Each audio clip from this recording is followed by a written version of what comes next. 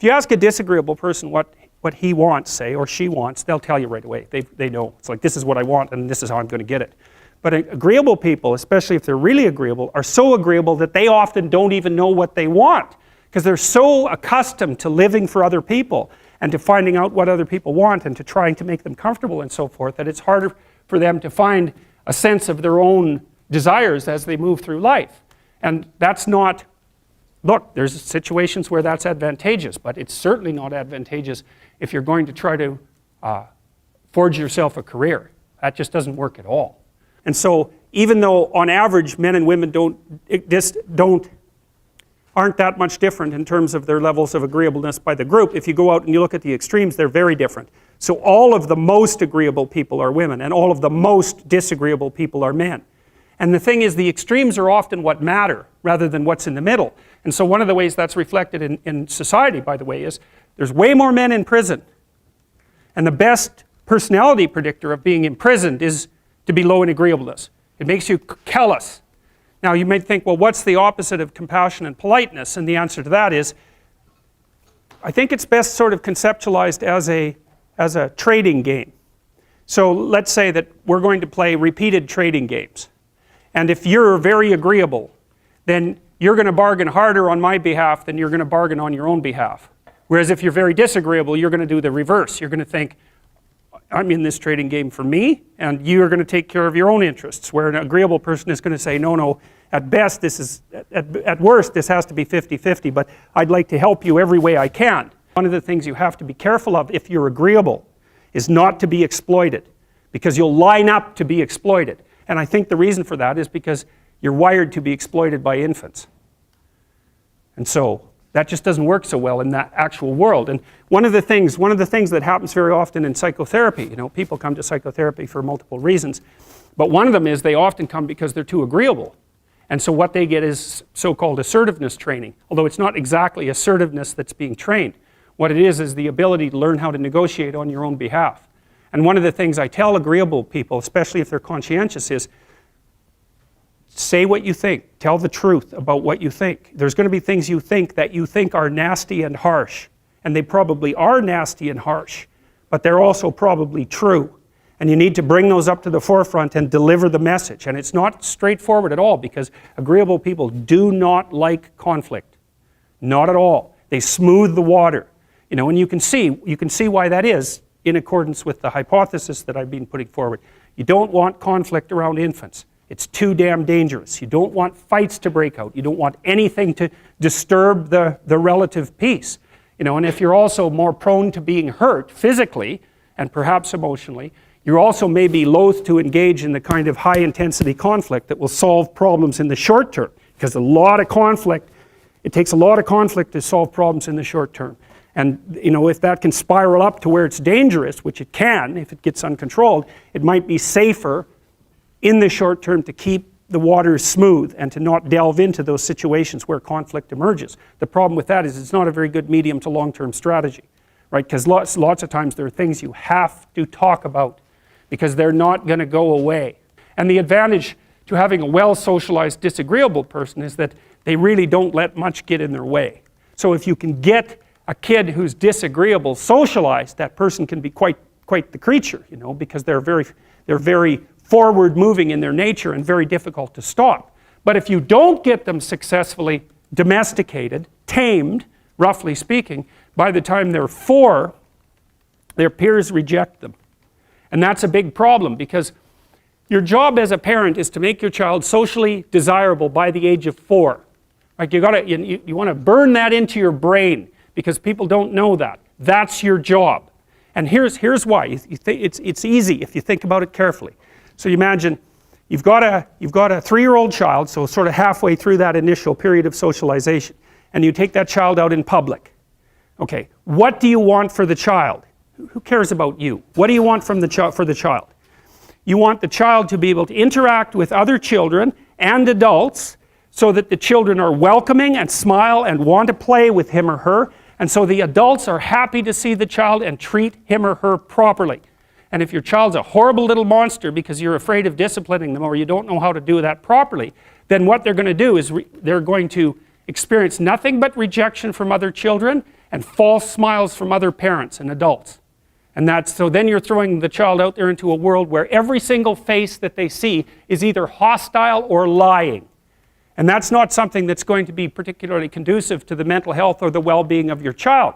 If your child can learn a couple simple rules of behavior, like don't interrupt adults when they're talking too much, and pay attention, and try not to hit the other kids over the head with the truck any more than is absolutely necessary, then, and share and play properly, then when they meet other kids, the kids are going to try out a few little play routines on them, and that's going to go well, and then they're going to go off and socialize each other for the rest of their lives. Because that's what happens, is that from 4 years old onwards, the primary socialization with children takes place among other children. And so if the kids don't get in on that early, they don't move into that developmental spiral upwards, and they're left behind. And you can imagine how terrible that is, because a 4-year-old will not play with another 4-year-old who's 2. But a 5-year-old certainly will not play with a 5-year-old who's 2, right? Because the gap is just starting to get unbelievably large. And so the kids start out behind, and then the peers leave them behind, and then those kids are alienated and outside the peer group for the rest of their life. Well, those are the ones that grow up to be long-term antisocial, right? They're already aggressive. It doesn't dip down. Now, what happens to normal boys, roughly speaking? Imagine the aggressive 2-year-old types. They get socialized, so their level of aggression goes down, and then they hit puberty and testosterone kicks in, and bang, levels of aggression go back up. And so that's why males are criminals between the ages roughly of 16 and about 25. So, and it matches the creativity curve, by the way. It's so cool. If you look at the spike of creativity among men, 16 to 25, then it starts to go down. Criminality matches that absolutely perfectly. So that's quite cool. So, the testosterone levels raise the average level of aggression among men. It's more dominance than aggression, actually, and testosterone is by no means all bad. And then it starts to decrease at about age 25 or 26, which is usually when men stop staying up late at night, stop drinking as much, develop a full-time career, and take on the burdens and responsibilities and opportunities that are associated with a long-term partner and family. And so, well, so that's the development of what I would call predatory aggression, because I also think that the agreeableness distribution is probably something like predatory aggression versus maternal sympathy. It's something like that. So if you look at other mammals that are predators, because we're predators as well as prey animals, if you look at other animals like bears, the male bear has absolutely nothing to do with the raising of the infants. In fact, the female bears will keep the male the hell away, because he's likely to kill the infants and maybe even to eat them. So there's no maternality at all in solitary male mammalian predators. It's really useful to investigate the viewpoints of people who have opposing views to yours, because they'll tell you things. Not only will they tell you things you don't know, they'll also tell you how to see the world in ways that you don't see it. And they'll also have skills that you don't have, that you could develop. So for example, if you're an introverted person, it's very useful to watch an extroverted person, because the extroverted person has ways of being in the social world that aren't natural to you, that you can use to improve your toolkit. And if you're disagreeable, one of the best things to do with disagreeable people, especially if that's alienating them from other people, for example, because it can, people treat you like you're a selfish, arrogant son of a, maybe that's because you are. It's like, okay, so what do you do about that? One of the most promising treatments, let's say, for that is get the person to do something for someone else once a day, just as a practice, and learn how to do it. Maybe you can wake the circuit up, if you think that it's lying dormant in you, which is probably right. I think we have a very wide range of propensities within us. Some are switched on, genetic propensities. Some are switched on, but I think that if you put yourself in the right situation or walk yourself through the right exercises, you can switch some of these other things on as well. But it takes work and dedication and discipline. I would say, generally speaking, if you want to adapt yourself properly to life, you should find a niche in the environment that corresponds with your temperament. Right? You shouldn't work at cross purposes to your temperament, because it's just too damn difficult. But having done that, then you should work on developing the skills and viewpoints that exist in the space opposite to your personality, because that's where you're fundamentally underdeveloped. And that way I think you can extend out your temperamental capability across a wider range. And to me, that's roughly equivalent as bringing a richer toolkit to each situation. You know, so if you're hyper extroverted, you should probably learn to shut up at parties now and then and listen just to see what's going on, to see if you can manage it, you know. And if you're introverted, well, then you should learn how to speak in public and to learn how to go to parties without hiding in the corner and saying nothing to anyone. You know, and if you're agreeable, then you need to learn how to be disagreeable so people can't push you around. And if you're disagreeable, you need to learn how to be agreeable so that you're not an evil son of a bitch.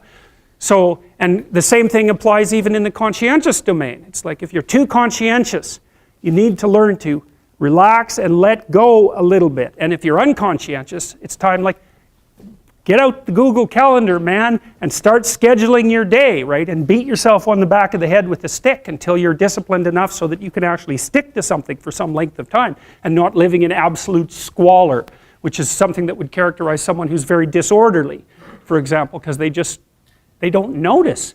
It doesn't bother them, disorder. It's like, maybe they can see it, but it doesn't have any emotional valence, and so it doesn't have any motivational significance.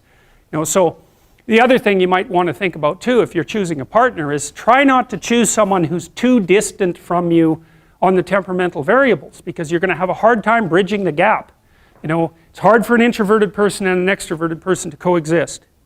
And it's really hard for an orderly person and a disorderly person to coexist because they will drive each other nuts. Why don't you pick up? Why are you so obsessed by it? That's the basic argument, you know. So it's useful to know about your temperament so that you can negotiate the space with your partner as well. And I don't think you should try to find someone who's exactly the same as you, because then you don't have the benefits of the alternative viewpoint. But you got to watch it, because you may hit irreconcilable differences of various sorts. And I've seen that most particularly among couples who are high and low in openness. That's a rough one. And also high and low in conscientiousness. That's another rough one, because they just cannot see how the other person sees the world at all.